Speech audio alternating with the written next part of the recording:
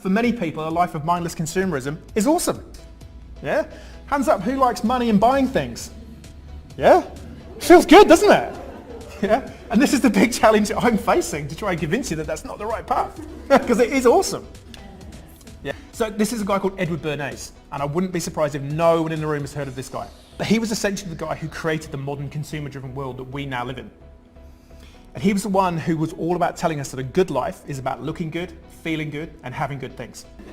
So these ideals that he began are now at the heart of the $500 billion advertising and marketing industry that's 100% focused on magnifying your fears and desires and getting you to try and fit in with the tribe.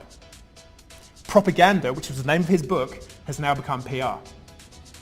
So this whole industry that is geared to convince you that valuables are more important than values, and that the only way to happiness is by consuming more and more.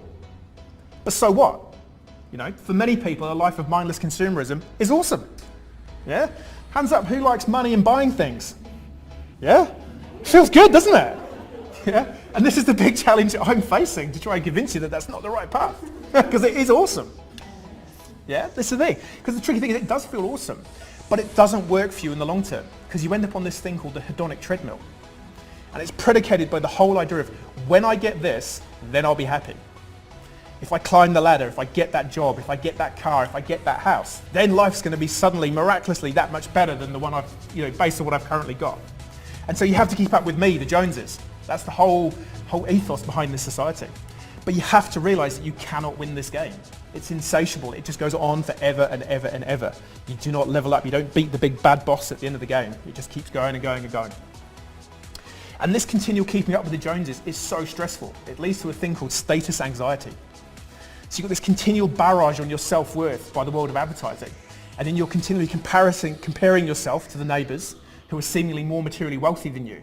It's just stressful. And it's summed up so well by a guy called Dave Ramsey, who said, we buy things we don't need with the money we don't have to impress people we don't like. That's the kind of world we're living in. And then you add on top of that social media and TV. It's impossible to get away from this comparing yourself to the Joneses and the other people. And this leads us to feeling that we're competing against each other in this pool of finite resources. This is from the Black Friday deals in the UK. But worse still, we've even started making the basic tools and things we actually do need to survive a competitive arena.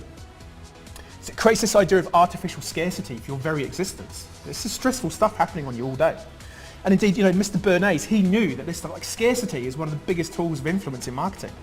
If you tell people there's not enough of them, they'll want it more. Hey, kia ora, it's Tim here.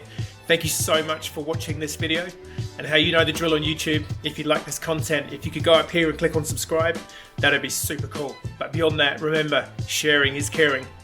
And if you did like this video, please also do go and check out some of my other videos and other content here.